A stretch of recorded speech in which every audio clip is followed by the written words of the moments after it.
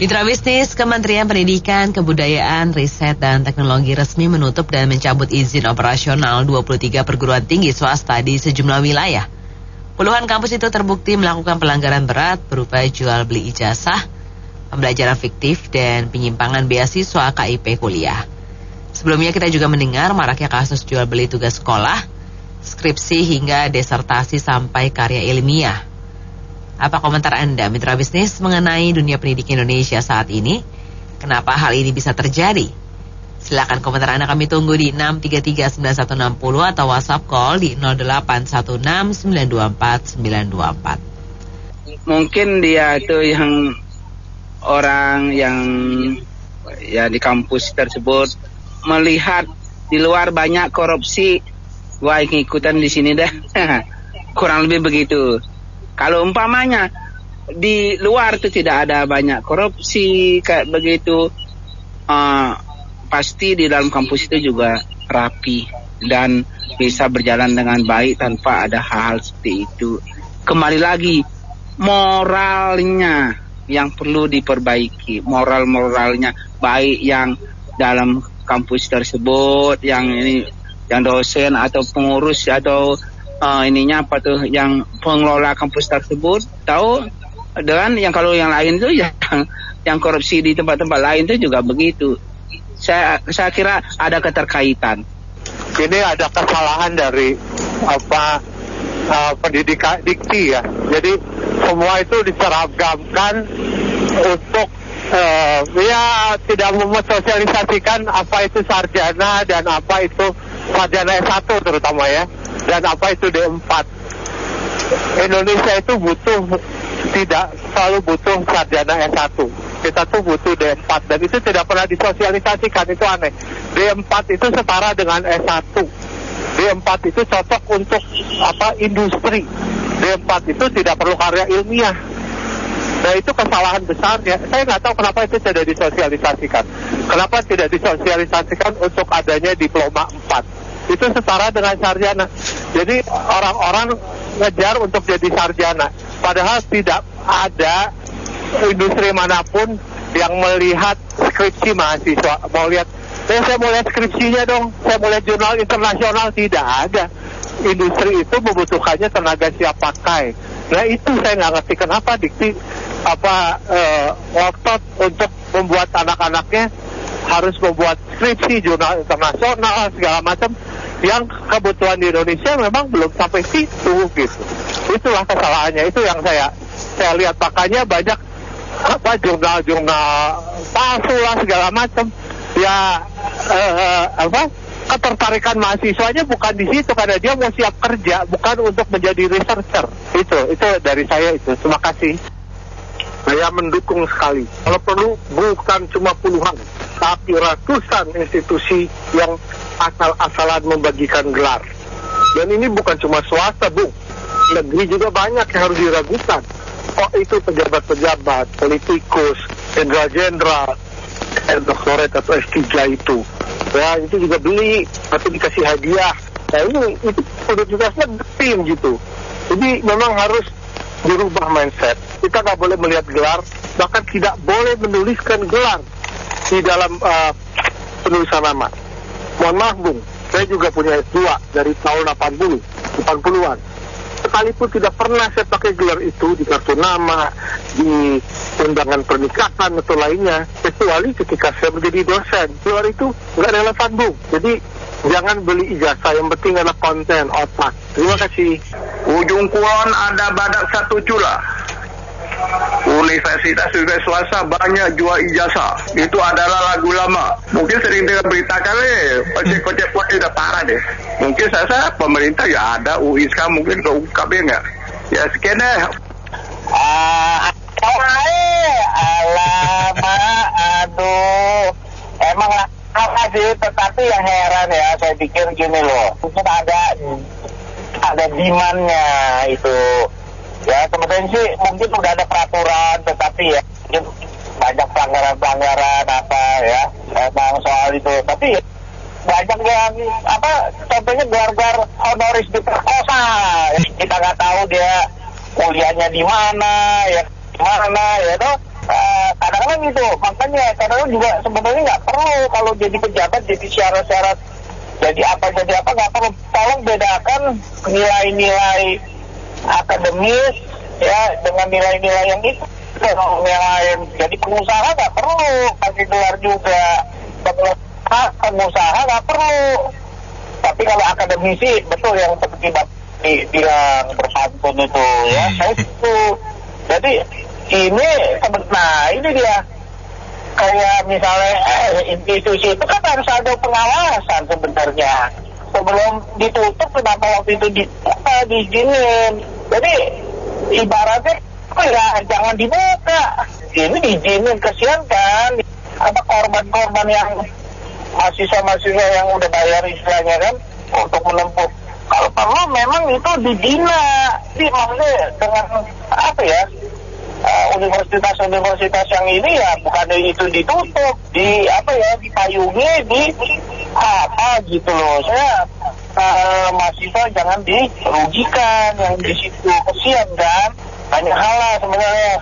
Tapi ya ujung-ujungnya memang korupsi nih, ya korupsi ya, ya. Tapi saya pikir ini sih lagu lama ini. Saya ingat tahun 90-an saya juga pernah ditawari ijazah magister, nggak usah pakai kuliah. Saya pikir mencabut izin itu bukan sekarang aja, belum lama juga sempat dilakukan. Tetapi oke lah, kita anggap ini tindakan yang baik dengan tindakan dari Departemen Pendidikan ya, Nadib ya. Tetapi yang lebih penting lagi izinnya itu harus benar-benar ketat supaya jangan nanti ada berita lagi pencabutan dan lain-lain. Ini kan nggak baik di masyarakat kan. Nah, tetapi saya optimis belakangan ini kita mendengar adanya rancangan undang-undang mengenai pemberantasan korupsi, kemudian juga baru rancangan undang-undang yang mengenai kedokteran. Saya optimis pemerintah sekarang di dalam jalur revolusi mental. Tetapi tentu kita lihat keseriusannya sampai di mana. Karena untuk menciptakan itu kan perlu undang-undang yang nantinya DPR juga harus ikut serta di dalam.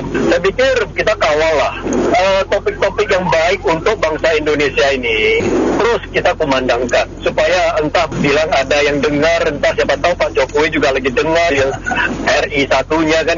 Nah, saya pikir kumandangan terus. Tentu kita belum bisa lihat seketika hasilnya, tetapi at least hal baik itu kita terus lakukan. Nama saya Saifuddin, belakangnya namanya PP, terkenal tuh. Itu tuh tanpa titel. Nah, kalau dengar kasus begini ini saya dari dulu dah tawarin berapa kali, tapi memang kemampuan saya untuk kuliah tidak ada. Jadi saya nggak mau beli jasa dan sebagainya. Nyatanya sampai sekarang saya bisa menikmati hidup dengan tenang. Nah, itu tindakan yang sangat bagus yang diambil oleh Kemendikbud, sehingga ambil tindakan bukan hanya tutup, mestinya pelaku-pelakunya pun harus dituntut itu. Penjual dan pembeli harus diambil tindakan. Jadi saya ingat zaman saya masih muda, saya punya grup itu namanya Meyok. Meyok tuh mau enak ogah kerja. Sama dengan ini, mau ijazah tidak mau kuliah. Itu. Iya, memang benar ya, ada jual beli ijazah atau belajar fiktif, tidak masuk kuliah atau sekolah, tapi dapat ijazah itu dari dulu ada. Dan penggelapan beasiswa, itu benar ya, KIP atau apapun itu. Dan di negara kita sudah terjadi dari dulu, dari pokoknya dari zaman mungkin udah lama, udah baru dan lain sebagainya, mungkin baru ketahuan sekarang. Masalahnya begini, yang sudah terlanjur memakai ijazah palsu itu, baik maupun sekolah ataupun di universitas hasil itu padahal dia palsu, bahkan belajar pun tidak, tapi dapat ijazah karena jual beli, dan dia sudah jadi PNS misalnya, sudah jadi pejabat negara misalnya, atau pekerja swasta, itu ditindaklanjuti apa tidak? Kan gitu kan, itu kan menipu. Kalau sudah ketahuan, iya dari dulu ketahuan, sekarang mungkin baru ditutup. Nah, masalahnya setelah digunakan itu bagaimana? Nah, mungkin seperti itu. Terima kasih sama Bu Ratu. Ya, menurut saya sih gimana ya? Bukan cuma di bidang pendidikan sih. Di banyak bidang juga banyak korupsi lah, yang butuh duit. Sebenarnya menurut saya apa ajaran agama kita kurang atau gimana sih gitu loh. Jadi seakan-akan udah nggak ada takut lagi akan neraka atau apa gitu ya. Saya bukan ngomong kayak gimana ya. Cuma kayaknya zaman sekarang itu kita terlalu kena sosial media juga, lihat orang lain punya ini, punya itu, akhirnya kita juga jadi mau gitu ya. Menurut saya harus ada yang dibenerin lah, ini pendidikan. Oke, makasih. Kalau saya kembali lagi saya bilang ini ketegasannya. Ya oknum-oknum yang di dalam itu harus dibersihkan dulu satu. Jangan main tutup-tutup aja. Ada penegak hukum kita, ada polisi kita. Jadi mereka jangan bangga main bilang saya bangga dengan menutup sekian puluh universitas swasta. Jadi harus diusut tuntas, pihak kepolisian harus turun juga, kejaksaan harus turun juga, dan oknum-oknum di dalam instansi terkait ini harus dibersihkan juga. Karena bisa berjalan ini bagaimana? Logikanya gitu aja lah, kita gak jelata ini. Kok bisa senang-senang, bisa mengeluarkan ini, mengeluarkan itu. Ya kan, jadi kembali lagi pihak kepolisian, kejaksaan harus turun semuanya memeriksa. Jangan menterinya bilang saya bangga dengan menutup dengan sekian puluh universitas begitu saja. Makasih, assalamualaikum. Ini menurut saya sih memang bagus sih untuk ditutup, karena memperjualkan ijazah palsu itu merusak dunia pendidikan di Indonesia. Orang Indonesia ini masih gila gelar. Kayak gelarnya banyak begitu, nggak tahu dari mana dapatnya, saya nggak tahu itu. Jadi yang aslinya itu memang sebetulnya sih susah untuk mendapatkan gelar yang asli. Nah, mereka banyak kan jual beli ijazah, dibikinin itu skripsi, tesis, disertasi, semuanya dibikin karena ingin mendapat gelarnya doktor, MTH lah, apalah, MSI lah, MSC itu. Jadi di Indonesia ini rusak itunya, dunia pendidikannya kalau nggak ditutup, kalau nggak ditindaklanjuti itu. Karena orang yang mendapatkan ijazah dengan benar itu susah dapatnya.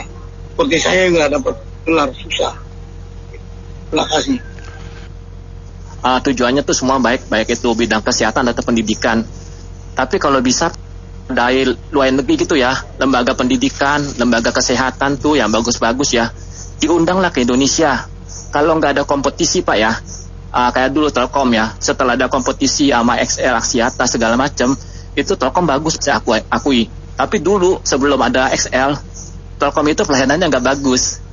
Kalau bisa bidang pendidikan, rumah sakit, kesehatan juga itu penting, diundanglah yang dari negara-negara lain yang udah bagus seperti Jerman atau apa gitu ya, ke Indonesia investasi bikin bangunan atau apa, supaya jadi tuh dokter sama para pengajar itu dosen semua mau nggak mau dipaksa bersaing, jadi mau nggak mau mereka kualitasnya bisa bagus. Ya, saya percaya semua yang komen pasti akan sama nadanya sama satu sama lain. Karena ini sudah jelas itu jelas ini ini kriminal ini. Saya bilang tidak cukup ditutup, mungkin bisa dipidanakan. Ini betul-betul biadab, saya bilang dunia pendidikan jadi dicoret-coret gitu. Jadi sudah sangat tepat laksanakan, berantas semua sekolah-sekolah yang gak karu-karuan gitu. Saya rasa memang betul sudah dari dulu ya. Tinggal pengawasan kita ini kadang-kadang saya nggak tahu ya, bisa jadi ada main mata dengan Departemen Pendidikan dan Kebudayaan, oknum-oknum ya, sehingga mereka bisa masih bisa survive untuk jangka waktu yang cukup lama. Sekarang lah saatnya untuk dihajar yang sekolah-sekolah yang nggak karu-karuan. Silakan terus, itu betul, saya setuju. Itu bangun sekolah tuh di tempat-tempat kecil, selain buku juga digratiskan, dikasih, dan uang pangkat tidak bayar, mencerdaskan rakyat. Itu yang ngajarin juga guru yang harus bisa. Jangan sekolah-sekolah pesantren dong diperkosa-perkosa sama gurunya. Bagaimana itu? Bagaimana mau cerdas itu negara ini? Seluruh harus sekolah sampai SD kelas 6. Dulu kan ada peraturan, yang nggak tahu sekarang masih ada nggak tuh peraturan kayak gitu. Paling sedikit harus SD kelas 6, bisa baca, bisa matematika. Kalau dibiarin aja susah jadinya, bagaimana? Ini kan negara Indonesia kaya raya nih dari Sabang sampai Merauke.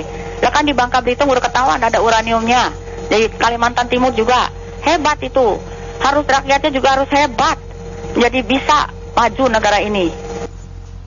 Sampaikan opini.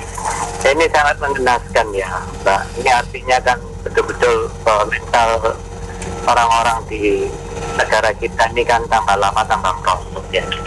Makanya pentingnya representasi. Kita ngelihat sampai dunia pendidikan pun seperti itu. Saya masih ingat kata Pak bahwa penyakit bangsa ini cuma satu, yaitu korupsi. Nah, sampai merasuk ke dunia pendidikan itu kan juga ranah korupsi. Ya mungkin harus kita ini serius untuk menghabiskan korupsi di negara ini. Kalau tidak ya tambah lama tambah bobrok mental. Itu aja opini.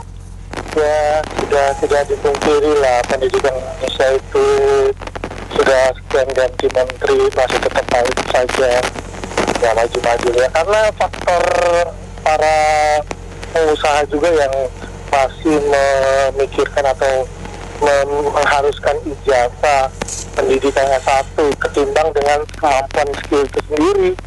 Jadi belajarlah dari Apple, belajarlah dari pusat-pusat besar di luar sana. Mereka udah nggak melihat calon pekerja itu dari sisi pendidikan formal. Memang pendidikan formal itu penting, cuman jauh lebih penting itu skill, kemampuan seseorang untuk bekerja. Jadi itu sih. Pendidikan di Indonesia itu relatif mahal, Bu, tidak murah. Jadi kalau masih melakukan praktek-praktek yang membelakangi tugas dan tanggung jawab utama dari sebuah lembaga pendidikan atau universitas, ini oknum-oknum tertentu itu memang harus diproses. Jadi kalau gitu dari Kementerian Pendidikan dan Kebudayaan ini fungsi pengawasannya sama dari dinas itu juga nggak betul. Jadi fungsi pengawasannya sama fungsi evaluasinya sama penindakan dan hukumannya itu mungkin tidak dilakukan dengan baik selama mungkin bisa jadi puluhan tahun. Waktu itu bahkan sempat bukan hanya menyalahi aturan ijazah lah atau misalnya jual beli gelar lah, pangkat lah atau disertasi lah dan lain sebagainya. Bahkan kan juga kurikulumnya sama terselip lah berbagai pandangan-pandangan yang tidak sepatutnya di dalam sebuah lembaga pendidikan atau universitas. Jadi ini memang fungsi pengawasan sama oknum-oknum yang ada di dalam pendidikan tersebut, universitas dan sekolah tinggi tersebut. Ya, mitra bisnis baik, kami sudah dulu sesi bisnis panel untuk kali ini. Terima kasih Anda sudah bergabung. Saya Anita Wijaya.